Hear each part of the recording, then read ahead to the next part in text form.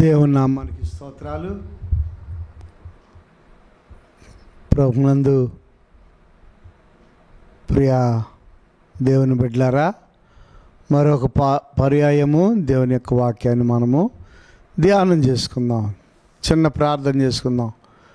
పరిశుద్ధుడైన తండ్రి, ప్రేమ కలిగిన మా ప్రభువా, మీ ఘనమైన పాదాలకు వందనాలు, స్తోత్రాలు, స్తుతులు చెల్లిస్తూ ఉన్నాం. మీ మహా ఉచితమైన కృప చొప్పున మమ్మల్ని ఎంతగానో ప్రేమించి మీరు ఇచ్చినటువంటి సమయం కొరకే స్తోత్రాలు. ప్రభా, సమయం అనక ప్రయాసపడమన్నావు. దేవా, విశ్వాసములో పరిగెత్తమన్నావు. పౌలు గారు అంటాడు, నా విశ్వాసముని నేను కాపాడుకుంటుని, నా పరుగుని నేను తొదబుట్టించి తిని, నా కొరకు జీవ కిరీటం ఉన్నది. నాకే కాదు, నా వల్ల ఎవరైతే ప్రయాసపడతారో వారందరికీ కూడా జీవ కిరీటం ఉందని సెలవిచ్చిన దేవుడు. ప్రభా, ఈ సమయంలో నన్ను మీ సిలువ చాటును మరుగుపరుచుకొని కొద్ది మాటలు మీరు మాకు దయచేయండి. వినివారికి దీవెనకరముగాను మేలుకరముగాను చేయండి. నన్ను మీరు క్షమించి మీ సేవలో వాడుకోమని యేసు నామములో అడుగుచున్నాము తండ్రి, ఆమేన్. చూడండి ప్రియులరా, ఇర్మియా గ్రంథము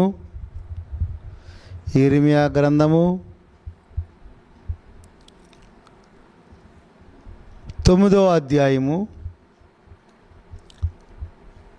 17వ వచనం. సైన్యములకు అధిపతియగు యెహోవా ఎలాగూ సెలవిచ్చుచున్నాడు, ఆలోచింపుడి, రోదనము చేయు స్త్రీలను కనుగొనుడి, వారిని పిలవనంపుడి, తెలివిగల స్త్రీలను కనుగొనుడి, వారిని పిలవనంపుడి.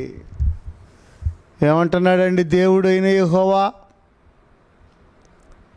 ప్రార్థన చేసేవారిని పిలవండి.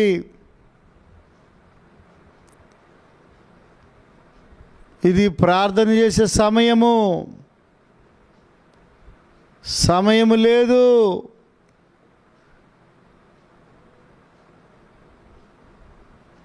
ఇదిగో నేను త్వరగా రాబోచున్నాను. దేవుడు మాట్లాడుచూ ఉన్నాడు. చాలామంది స్త్రీలు వ్యర్థమైనటువంటి పనులను కల్పించుకొని ముచ్చట్లు చెప్పుకుంటూ, ఆ ఊసులు ఈ ఊసులు చెప్పుకుంటూ సమయాన్ని ఏం చేస్తున్నారు? నిర్లక్ష్యము చేయిచూ ఉన్నారు. ప్రభునందు ప్రియ దేవుని బిడ్డలారా, అలాగనే నిర్లక్ష్యముగా ఉంటే మనము ప్రయోజకులుగా ఉండలేము. జ్ఞానవంతురాలు తన ఇల్లు కట్టుకొనును, మూఢురాలు తన చేతులతో తన ఇల్లు ఓడబెరుకును. జ్ఞానం అంటే యేసు ప్రభు, రక్షకుడు,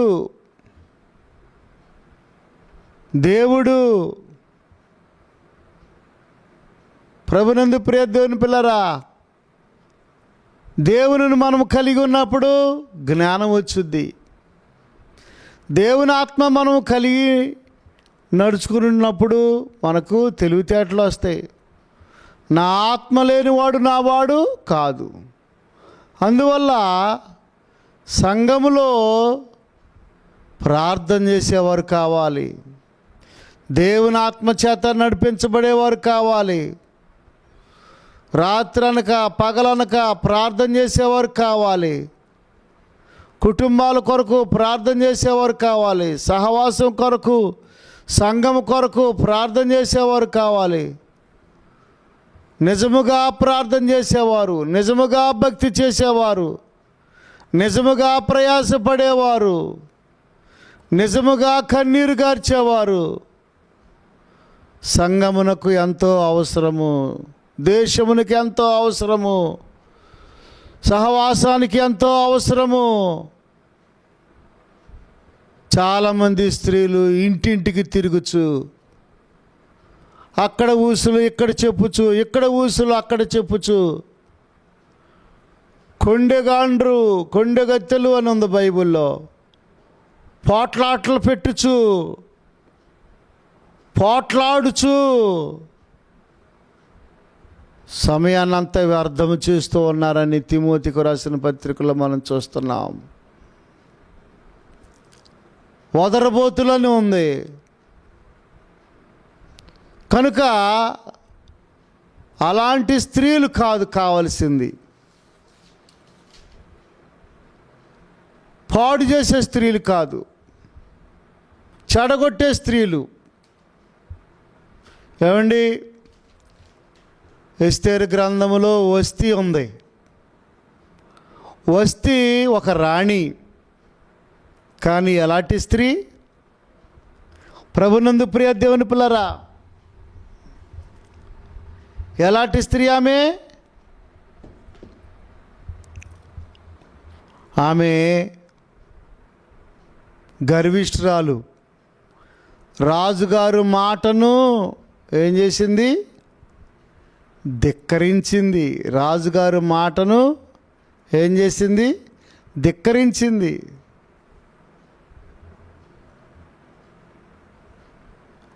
రమ్మని కబురు పెట్టాడు రాజుగారు, తన సేవకులను పంపించాడు.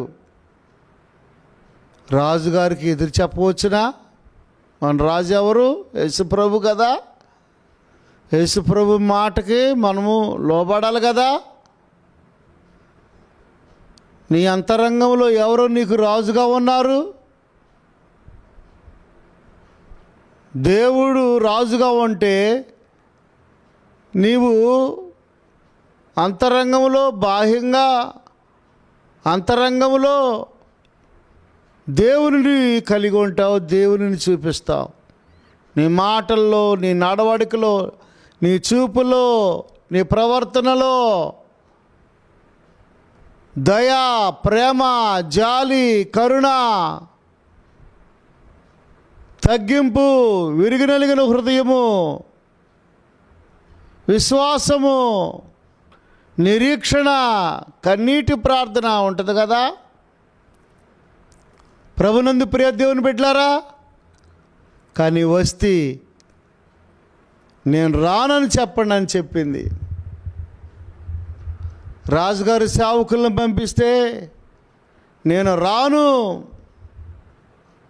ఎలాంటి స్త్రీ అండి! ఎలాంటి స్త్రీ ఉన్నట్లయితే మా స్త్రీలు కూడా చెడిపోయి పడిపోయి మాకు కూడా అలాగే జవాబు చెబుతారు కదా రాజా. కనుక ఈమె విషయమై మనం ఒక నిర్ణయం తీసుకోవాలి. ఈమెను మన దేశము నుండి తిరిగి పంపించేయండి అని చెప్పినప్పుడు, ఇది చాలా బాగుంది ఈ ఆలోచన అని రాజు ఏమండి ఆ అంతఃపురం నుండి, ఆ దేశము నుండి ఆమెను తిరిగి పంపించేసినట్లుగా మనము చూస్తున్నాం. ప్రభునందు ప్రియ దేవుని పిల్లరా, జ్ఞానం కలిగిన స్త్రీ తన ఇల్లు కట్టుకొనును, మూఢురాలు తన చేతులతో తన ఇల్లు ఓడబెరుకును. మూఢురాలుగా కనబడుతుంది. ఇక్కడ మనకి ఎలా కనపడుతుంది? వస్తే మూఢురాలుగా కనపడుతుంది. అలాంటి స్త్రీల వల్ల ఏం ప్రయోజనం ఉందండి? వార్ప అనే స్త్రీ వల్ల ఏమి ప్రయోజనం ఉంది? అతను ముద్దు పెట్టుకుని వెళ్ళిపోయింది. వార్ప వలన లోకాశలను ప్రేమించి, లోకాన్ని ప్రేమించి, శరీరాశలకు లోబడి, ధనాపేక్షరాలై వృద్ధాప్యంలో నా అత్తను విడిచి వెళ్ళిపోయింది వార్ప. అలాంటి స్త్రీలు కాదు ఇక్కడ దేవుడు రమ్మనేది. ఎలాంటి స్త్రీలు రమ్మంటున్నాడు? సైన్యములకు అధిపతి యొక్క యెహోవా ఎలాగూ సెలవిచ్చుచున్నాడు. ఇర్మియా 9:17.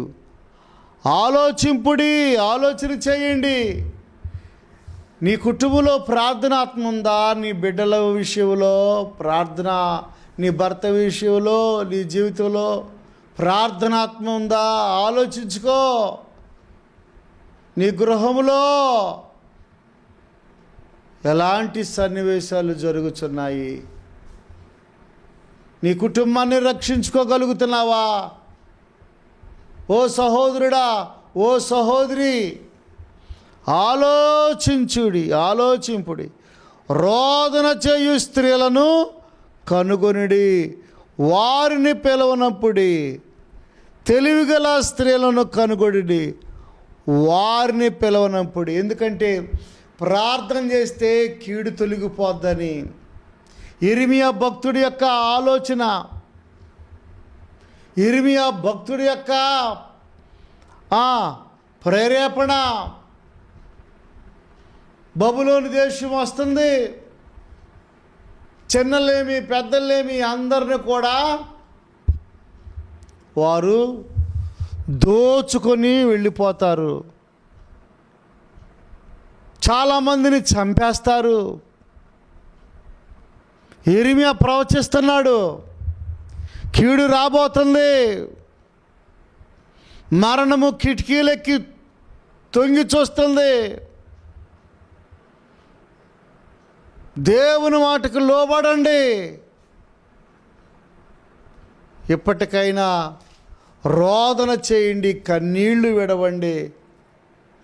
మీ పాపముల విషయమై, మీ దోషాల విషయమై, మీ యొక్క అతిక్రమాల విషయమై, మీ నిర్లక్ష్యం విషయమై ధర్మశాస్త్రాన్ని మీరు పక్కన పెట్టేశారు. ప్రార్థనా జీవితాన్ని పక్కన పెట్టేశారు. ఓ స్త్రీలారా, ఆలోచించుకోండి. రోదన చేయు స్త్రీలను పిలవనంపుడి, తెలివి కలిగిన స్త్రీలను కనుగొనుడి, వారిని పిలవనంపుడి. మన కన్నులు కన్నీళ్లు విడిచినట్లుగా, మన కనురెప్పల నుండి నీళ్లు ఒలుకున్నట్లుగా గాను వారు త్వరపడి మనకు రోదన ధ్వని చేయవలెను. మనము వలసపోతిమే, సిగ్గునందితిమే. వారు మన నివాసులను పడగొట్టగా మనము దేశము విడవలసి వచ్చినే అని సియోనులో రోదన ధ్వని విడబలుచున్నది. ప్రియులారా, బబులోను దేశపు రాజు నెబుకద్నెజరు వచ్చి యూదులందరినీ హింసించి చంపి వారి దేశానికి తీసుకుని పోబడుతున్నాడు. అది ఇర్మియా దర్శనంలో చూస్తున్నాడు. ఇర్మియాకు అర్థమైపోతుంది, దేవుని బిడ్డలకు అర్థమైపోద్ది. సహోదరుడా, సహోదరి, ఓ సహోదరుడా, ఓ సహోదరి, దేవుని బిడ్డలకి అర్థమైపోద్ది. అందువలన దేవుని బిడ్డలు చెప్పినట్లుగా, ప్రవక్తలు చెప్పినట్లుగా, నీతిమంతులు చెప్పినట్లుగా, సేవకులు చెప్పినట్లుగా మన కుటుంబాలలో రోదన ధ్వని వినబడాలి. చిన్నప్పుడు మా తల్లిగారు చిన్న వయసులో ఉండగా తెల్లవారుజామున లేచి ఏం చేసేది? రోదన ధ్వని ప్రార్థన చేసేది. సహోదరుడా, సహోదరి,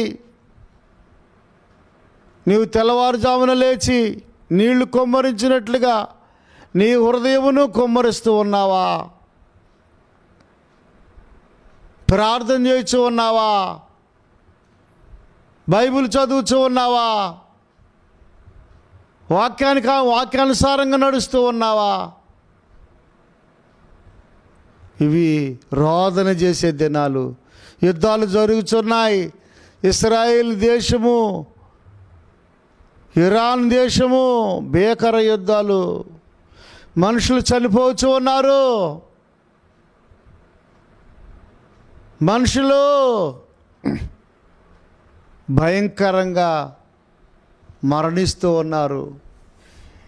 ఇరు పక్షాల వారు ఎంతో ఘోరంగా నష్టాలు చవిచూస్తున్నారు. కనుక దేవుని యొక్క రాకడ అతి సమీపంగా ఉంది. ప్రార్థనా జీవితం కలిగి ఉండాలని దేవుడు నీతో నాతో మాట్లాడుచూ ఉన్నాడు. ప్రార్థనా జీవితం కలిగి ఉన్నావా సహోదరుడా, సహోదరి? ప్రార్థించు, ప్రార్థించు, ప్రార్థించు. యేసు ప్రభువారు గెత్సెమనే తోటలో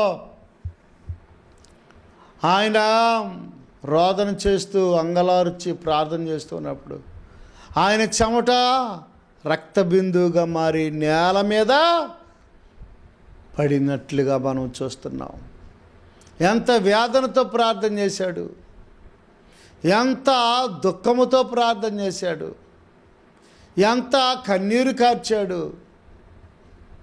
తండ్రి, నీ చిత్తమైతే ఈ గిన్నె నా యొద్ద నుండి తొలగించండి అని ప్రార్థన చేసినాడు కదా. అలాంటి ప్రార్థన జీవితం కలిగి ఉన్నావా?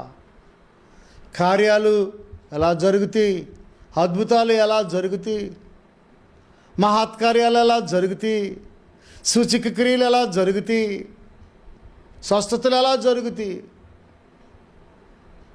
సహోదరుడా, సహోదరి, రోదన చేయాలి, కన్నీరు కార్చాలి. చూడండి 20వ వచనం, స్త్రీలారా యెహోవా మాట వినుడి. స్త్రీలారా, చూడండి, ప్రత్యేకంగా పురుషులారా అంటలేదు దేవుడు, స్త్రీలారా. ఎందుకంటే స్త్రీ ద్వారానే పాపము ఈ లోకంలోనికి పరిచయం అయ్యింది. స్త్రీ ద్వారానే పాపము ఈ లోకానికి పరిచయం అయ్యింది.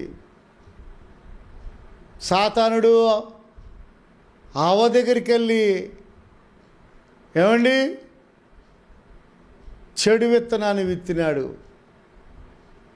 అవ్వ ఆ దెబ్బకి చెడిపోయి ఏం చేసింది?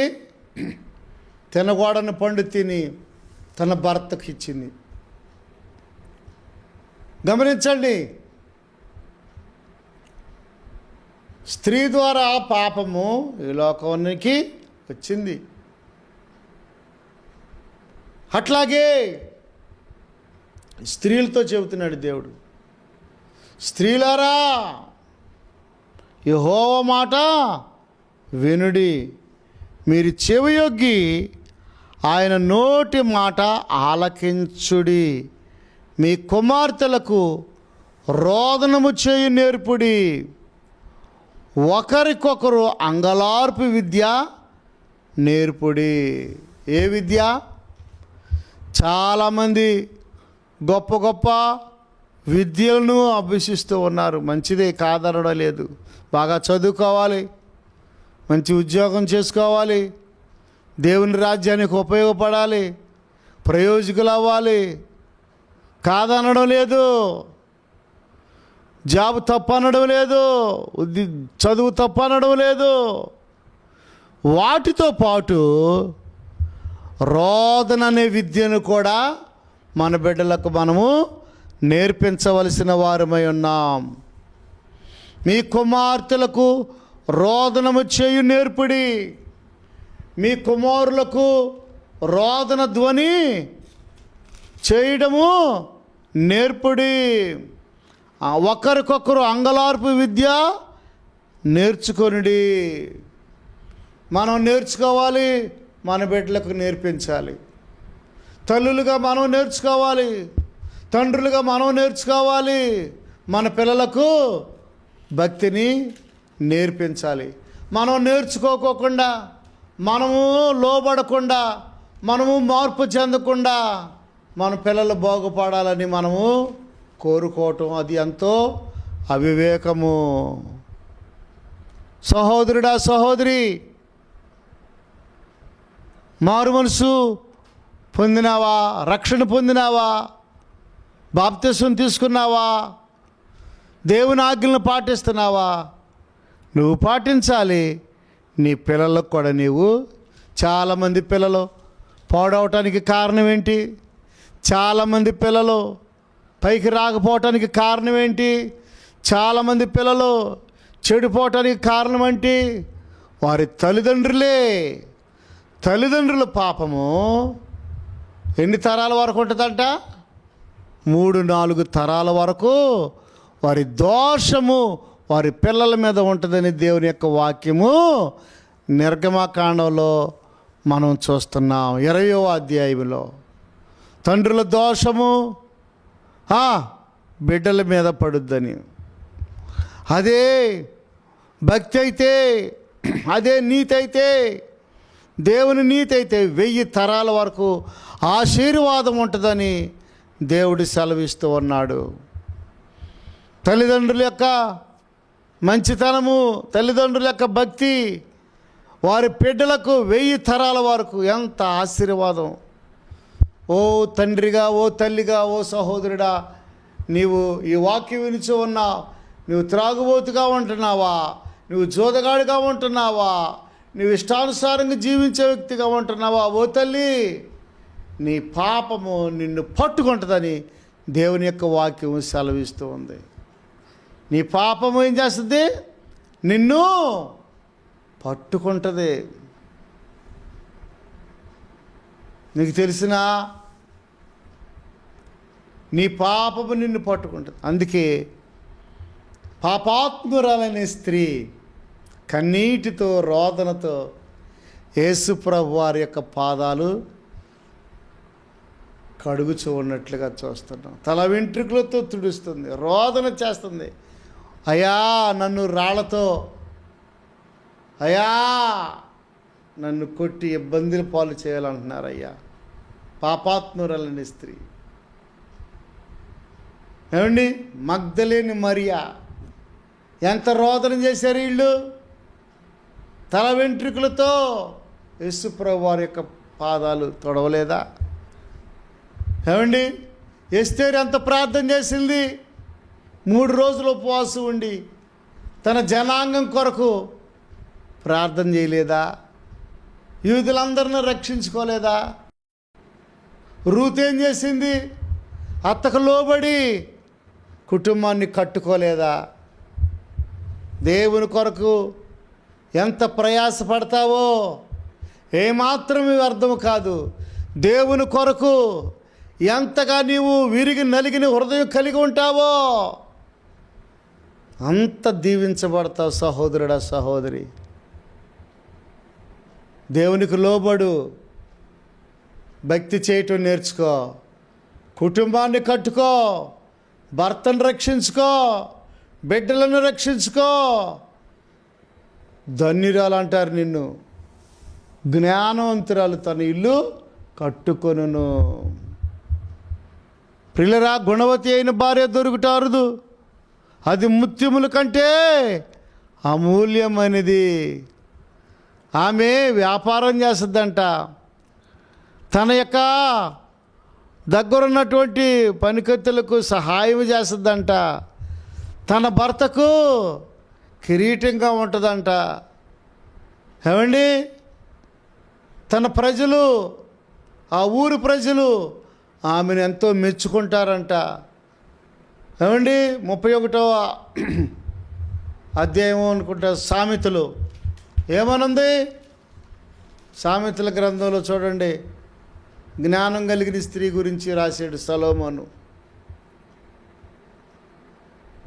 నువ్వు అలాగుండకుండా నా కుటుంబము బాగుండాలి, నేను ఉండాలి అని భక్తి చేయకోకుండా అనుకున్నట్లయితే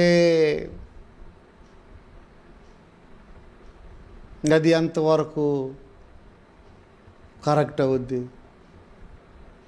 కనుక ప్రియులరా, మనము ఈ విద్య నేర్పాలి, ఈ విద్య నేర్పాలి, భక్తి అనే విద్య నేర్పాలి. ఎందుకంటే రాబోచున్నటువంటి కీడును తప్పిస్తాడు, మరణాలు తప్పిస్తాడు దేవుడు, శోధన తప్పిస్తాడు, వ్యాధులను తప్పిస్తాడు, ఇరుకులను తప్పిస్తాడు, ఇబ్బందులను తొలగిస్తాడు. సహోదరుడా, సహోదరి, అంగలార్పు విద్య నేర్చుకో, పాపాలు ఒప్పుకో, పశ్చాత్తాపడు. నువ్వు ధన్యురాలువు, నువ్వు ధన్యుడు అవుతావు. ఎక్కడ దోషం అక్కడే పెట్టుకొని, ఎక్కడ పాపం అక్కడే పెట్టుకొని, వడ్డీ వ్యాపారం చేస్తూ, గర్వంగా జీవిస్తూ, ధనాపేక్ష పరురాలుగా ఉంటూ నీవు ఒక లోకస్తురాలుగా నీవు నడుచుకున్నట్లయితే నీ భర్తను పోగొట్టుకుంటావు, నీ బిడ్డలు నీకు దక్కరు, నీ కళ్ళ ఎదుటే నీ బిడ్డలు అనారోగ్య పాలై నశించిపోతారు. ప్రభునందు ప్రియ దేవుని బిడ్డలారా,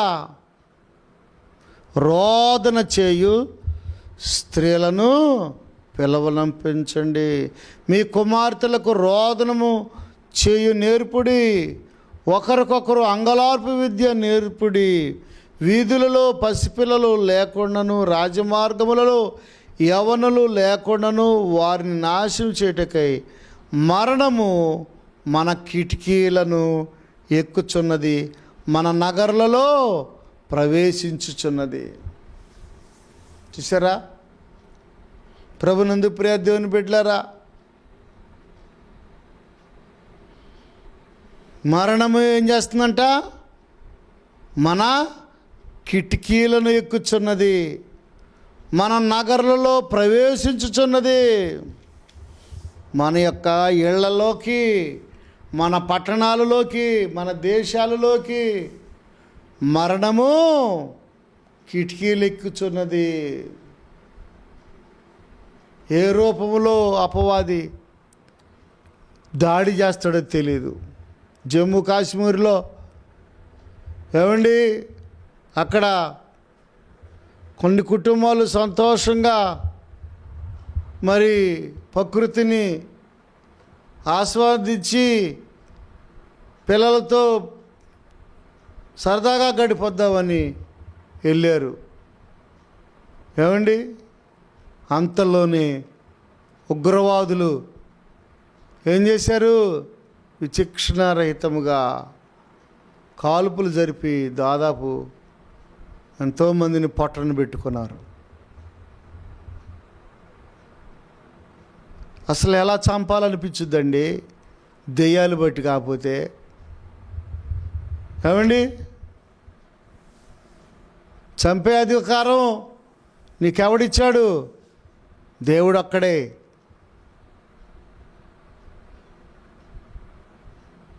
నరులారా, నరుడు ఏమి విత్తునా పంటకు వస్తాడని బైబిల్లో రాయబడలేదా? విహారయాత్రకి వెళ్ళారు జమ్మూ కాశ్మీర్లో. ఏమండి, ఆడుతూ పాడుతూ ఎంతో సరదాగా గడుపుతున్న సమయంలోనే మరణం వచ్చేసేసింది. ఏమండి, తుపాకులు తీసుకొని ఉగ్రవాదులు అక్కడున్న వారిని చంపినట్లుగా మనం చూస్తున్నాం. అట్లాగే మన అలహాబాద్ నుండి, గుజరాత్ నుండి వెళ్తుంది, ఎక్కడికి? లండన్ వెళ్తుంది విమానం. 242 మంది ఉన్నారు. ప్రియులరా, విమానం కూలిపోయి అందరూ చనిపోయినట్లుగా మనం చూస్తున్నాం. మరణం అనేది ఏం చేస్తుంది? మన కిటికీల్లోకి ఎక్కుచున్నది, మన నగరంలో ప్రవేశించుచున్నది. అందుకనే మరి మనం కన్నీటితో ప్రార్థన చేయాలి. ఎందుకంటే ఇదిగో నేను త్వరగా రాబోచున్నానని దేవుడు సెలవిస్తూ ఉన్నాడు. ఏ సమయంలో ఏం జరుగుద్దో ఎవరికి తెలీదు. ప్రియులారా, మారు మనసు పొందుదాం, రక్షణ పొందుదాం, దేవుణ్ణి అంగీకరిద్దాం, దేశాన్ని సొంత రక్షకుగా అంగీకరిద్దాం. నా యందు విశ్వాసం ఉంచువాడు మరణమును దాటి జీవములోనికి ప్రవేశిస్తాడని బైబిల్ సెలవిస్తూ ఉంది. మరణం తర్వాత జీవం ఉన్నది. ఆ జీవాన్ని సంపాదించుకుంటాం. ఇంకా మరణం ఉండదు. అక్కడ మరణం ఉండదు, దుఃఖం ఉండదు, రోదన ఉండదు. ప్రభునందు ప్రియ దేవుని పిల్లరా, దేవుని మాటకు లోబడతావా? భక్తి చేయటం మన పిల్లలకి మనం నేర్చుకుందాం. మొదట మన పిల్లలకు నేర్పుదాం. శారా నేర్చుకుంది, తన కుమారుడైన ఇస్సాకుకి నేర్పించింది. ప్రభునందు ప్రియ దేవుని బిడ్డలారా, దేవుని వాక్యం ఉన్న ఓ సహోదరుడా, ఓ సహోదరి, దేవునికి లోబడతావా? ప్రార్థన చేయటం నేర్చుకో. యేసు ప్రభువారు పగలంతా సువార్త ప్రకటించేవారు, రాత్రంతా ప్రార్థన చేసేవారు. ఏకాంత ప్రార్థన, వ్యక్తిగత ప్రార్థన, కుటుంబ ప్రార్థన, సంఘ ప్రార్థన, సహవాస ప్రార్థన. సమయం పోనీయొద్దు. ప్రార్థన విలువ గుర్తించు. ప్రార్థన చేయి, దేవుడు నీకు సహాయము చేస్తాడు. దయచేసి తలలు వంచండి, ప్రార్థన చేసుకుందాం.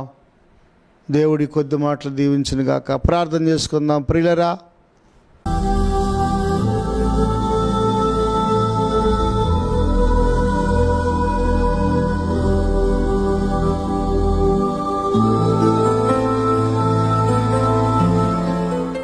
పరిశుద్ధుడైన తండ్రి, ప్రేమ కలిగిన మా ప్రభువా, నీ ఘనమైన పాదాలకు వందనాలు, స్తోత్రాలు, స్తుతులు చెల్లిస్తూ ఉన్నా.